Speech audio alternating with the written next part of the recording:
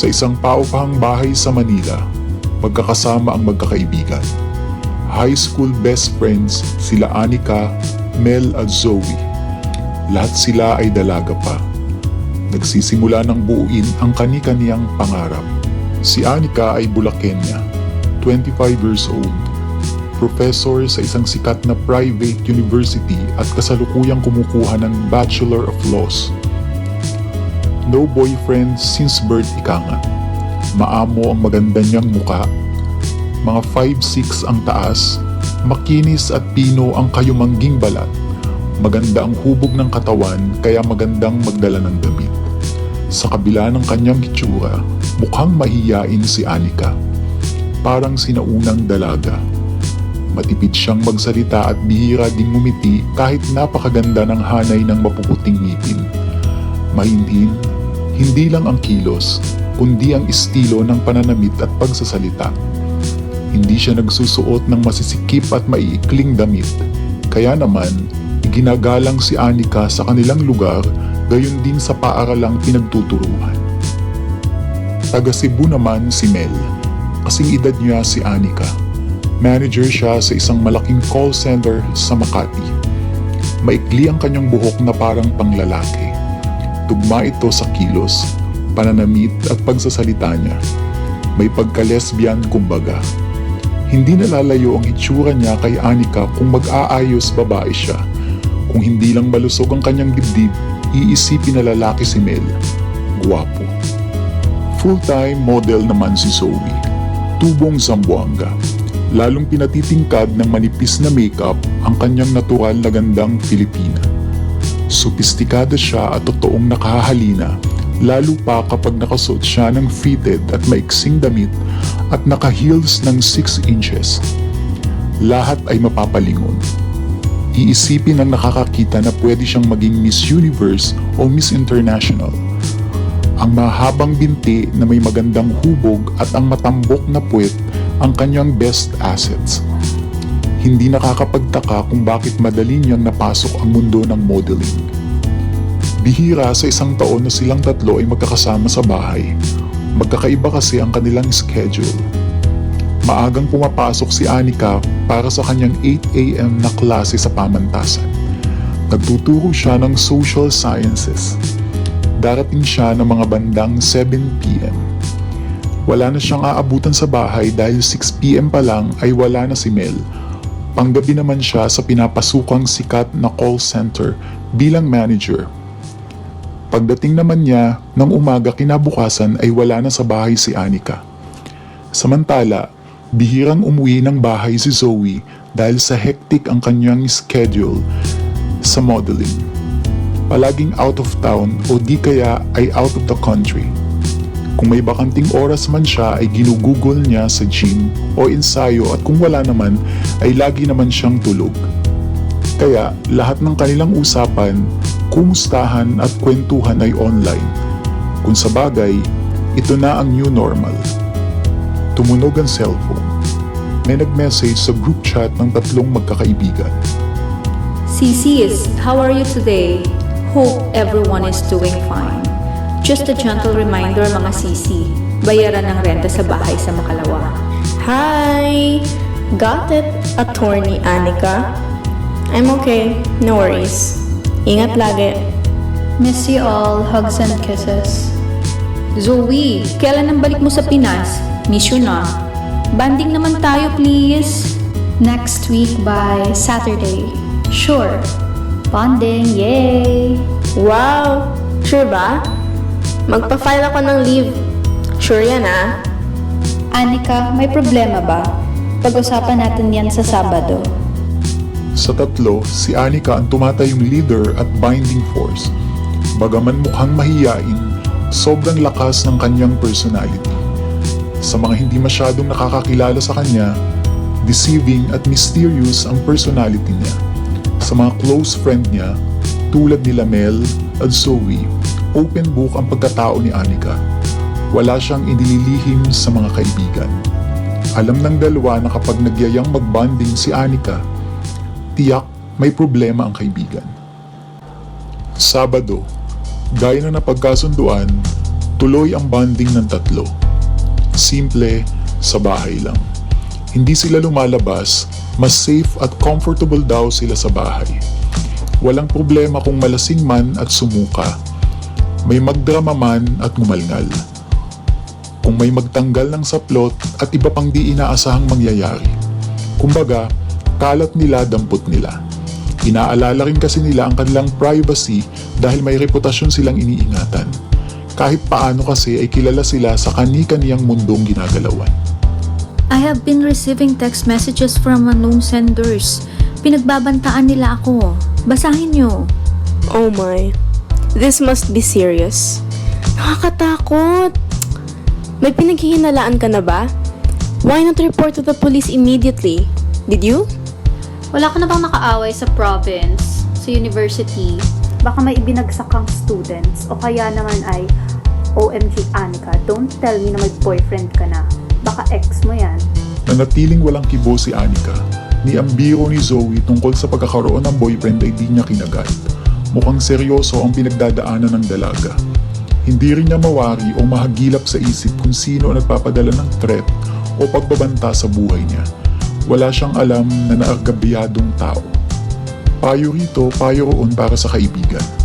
Nag-aalala din ang dalawa kay Anika. Alam nila na seryoso ang death threats na nabasa nila. Gayunpaman, pilit nilang pinasaya ang kaibigan. Ano pat nagbanding sila kung hindi sila mag-e-enjoy. Nilunod ng tatlo ang sarili sa kasiyahan sa buong magdamag na iyon habang masungit ang panahon dahil sa paparating na bagyo. Matagal na naman bago ito maulit. Pagkatapos ng bonding, balik sa normal ang tatlo. Isang buwan muling mawawala si Zoe dahil sa modeling commitment. Si Mel naman ay nagpa-extend ng leave dahil kailangang umuwi sa Cebu. Namatay kasi ang lola niya. Naiwan sa bahay si Anika. Walang pasok sa university kaya kahit tanghali na ay nasa kama pa rin si Anika. Wala siyang ganang kumilos dahil sa masamang panahon at sa kinakaharap na problema. Simula kasi nang makatanggap siya ng mga death threat, halos isang buwan na ang nakalipas, nag-iba ang kanyang pakiramdam. Aminado siya sa sarili, natatakot siya kahit wala naman siyang masamang ginagawa. Para kahit paano ay mawala ang stress, naisipan niyang gawing abala ang sarili. Sasabayan niya ang sungit ng panahon ng paglilinis sa loob ng apartment. Balak niyang linisin ang 3 silid sa itaas. Nasa kanya ang susi ng mga kwarto. Pagkatapos ng kanya, isinunod niya ang silid ni Mel. Gaya ng inaasahan, makalat ang silid, parang sa lalaki. Hindi na niya pinagtaka ang bagay na ito. Confirm na tibo ang kanyang kaibigan. Habang naglilinis, napansin niya ang isang kahon sa ilalim ng kama. Masyado nang maalikabok kaya kinuha niya ito. Matapos pagpagan, binuksan niya. May nakita siyang photo album. Binuklat niya ang bawat pahina. Maganda pala ang kaibigan kahit noong bata pa. Bagay na bagay sa kanya ang nakabestida. Lahat halos ng lumang picture ni Mel ay napaka-girly. Walang bakas ng pagiging tomboy. Dito napukaw ang kanyang atensyon. Nagpatuloy siya sa paghalungkat ng kahon hanggang nakita niya ang isang diary. Napangiti si Anika. Medyo nabado yan sa kaibigan. Hindi kasi bagay sa isang tomboy na mag-diary. Iniisa-isa niya ang mga pahina. Habang tumatagal, lalo siyang ginaganahang magbasa. Alam niyang mali ang ginagawa niya pero nahook na siya sa kwento ng pribadong buhay ng kaibigan. Nagulat siya sa kanyang natuklasan. Hindi totoong tomboy si Mel. Babae siya. May matindi siyang dahilan kung bakit ginawang tibo ang sarili. At nauunawaan niya ang kaibigan. Nakaramdam siya ng awa.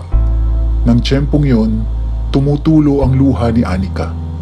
Naawa siya sa kaibigang sa isang bahagi ng buhay ay naging biktima ng pang-aabusong sexual mula pa mismo sa kanyang mga kadugo. Napakabigat ng loob ni Anika. Pinagpabukas na lamang niya ang paglilinis. Dahil sa pagod at bigat ng loob, maaga at himbing na nakatulog si Anika. Hindi niya namalayan ang paglipas ng buong gabi. Medyo mabigat ang gising niya kinabukasan. May parang masasakit sa kanyang katawan. Marahil ay gawa ito ng paglilinis niya ng kwarto ng kaibigan. Sinilip niya ang labas. Medyo maganda ang panahon. Tila magdamag na hindi bumuhos ang ulan. Plano niyang magluto ng masarap na agahan. Treat niya sa sarili. Pagkatapos, itutuloy niya ang paglilinis ng mga silid. Bumaba siya. Pagtapat niya sa main door, napansin niyang hindi pala niya nailak sa loob. Kinabahan siya at pinaalalahanan ng sarili na mas maging maingat, lalo na ngayong may mystery sender siya ng death threats. Sinipat niya ang sala at kusina. Wala namang nagalaw. Nasa ayos ang lahat. Habang nagluluto, binuksan niya ang TV sa sala. Kailangan niyang malaman ang lagay ng panahon at ang mga samot-saring pangyayari sa paligid. Bilang isang professor ng social sciences at aspiring lawyer, kailangang updated siya. May pinatay na namang isang lalaki sa loob ng motel. Bahagi ito ng serye ng pagpatay. Mga lalaki ang biktima at sa motel natatagpuan ng bangkay. May pattern. Laging laslas ang lalamunan at putol ang masiselang bahagi ng lalaki. Sa takbo ng investigasyon, iisa ang killer. Posibleng babae na may matinding galit sa kalalakihan. Sa bilang ni Anika, mula nang subaybayan niya ang serye ng patayang ito ay pang-10 ang huling biktima. Pagkatapos mag-agahan ay tinapos siyang linisin ang kwarto ni Mel. Ibinalik niya sa ayos ang laman ng kahon at ang kahon mismo sa ilalim ng kama. Isinunod niya kaagad ang silid ni Zoe. Makalat at magulo rin ang silid ng modelong kaibigan. Puno ng kung ano-anong girly things ang dresser ni Zoe. Binuksan din niya ang cabinet. Napakagaganda ng damit. Para malibang, inisa-isa niyang kinuha ang natitipuhang damit at isinusukat. Saka haharap sa salamin at mag-aastang parang modelo. Hindi pala nalalayo ang ganda niya sa kaibigan. Magsing sexy din sila. Para nga silang kambal. Isasabit na niya ang huling damit na isinukat nang sa paghawi ng nasa dulong damit ay may nakita siyang isang bagay na nakabalot sa makapal na plastic. Mahaba ito.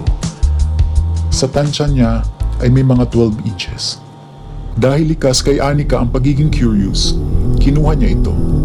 Dahan-dahang tinanggal ang pagkakabalot hanggang tumambad sa kanya ang isang mahaba, napakatulis at napakatalim na kutsilyo. May mantsa pa ng dugo sa hawakan at sa talim nito. Sa tansya niya ay hindi pa gaanong matagal ang dugo sa patalim. Sariwa pa. Kinabahan si Anika. Ayaw niyang pag-isipan ng masama si Zoe. Maraming tumatakbo sa kanyang isipan, subalit ang lahat ng ito ay iwinawaksin niya. Mabait ang kaibigan niya. At saka, lagi siyang wala sa Manila dahil abala sa modeling. Subalit, bakit may ganoong patalim sa loob ng kabinet ng kaibigan? Naghalungkat pa si Anika. Tinungo ang lalagyan ng maruruming damit ni Zoe. Lalo siyang nagulat at nakumpirma ang hinala. May bahid ng dugo ang isa sa mga t-shirt at pantalong naroroon. Takot man, kinapa niya ang mantsa ng dugo. Pinalot siya ng takot. Sariwa pa ang dugong nasa mga damit. Nagmantsa pa ito sa kanyang mga daliri. Amoy na amoy pa ito. Mabilis na iniwan ni Anika ang silid ni Zoe at pumasok sa kanyang room. Naglock ng pinto. Umupo sa kama. Tuliro. Hindi niya halos mahagilap ang lahat ng tumatakbo sa kanyang isip. Ang tunay na pagkatao ni Mel. Ang patalim at mga dugo ang damit ni Zoe. Napakaraming tanong na pilit niyang hinahanapan ng sagot. Pinagtatanggol at siya rin mismo ang kumukontra.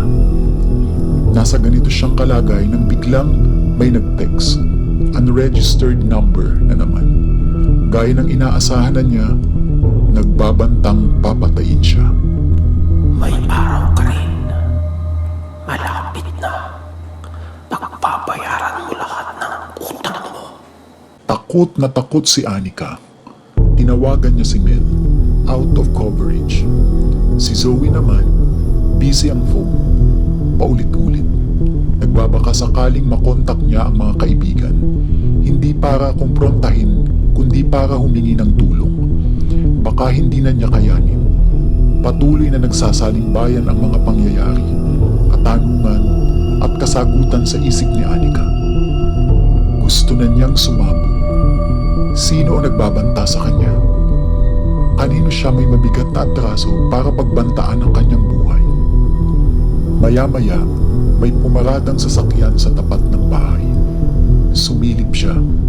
Mga pulis, patungo sa kanyang apartment. Hindi alam ni Anika ang gagawin. May nag-report ba tungkol sa mga death threat? Iimbestigahan ba siya ng mga pulis? May kasama bang media? O may kinalaman ito sa patalim at mga duguang damit ni Zoe? Blanko siya ng mga sandaling iyon. Binuksan niya ang pinto at hinayaang tumuloy ang mga pulis. Pinakita sa kanya ang warrant of arrest.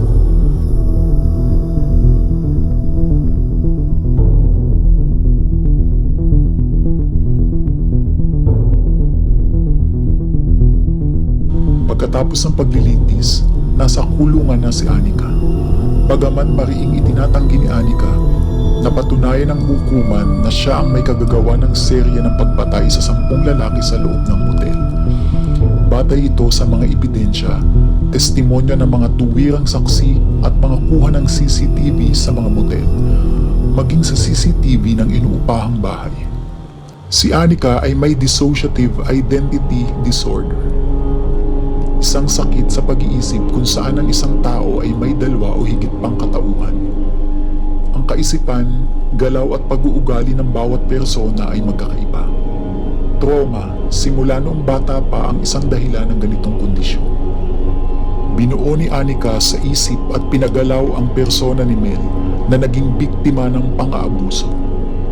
Ito ang nagtulak para mabuo naman ang persona ni Zoe. Siya ang naghihiganti. Galit siya sa mga lalaki. Ang mga personang ito ay nakakubli sa isip ni Anika, isang professor at estudyante ng abugasya.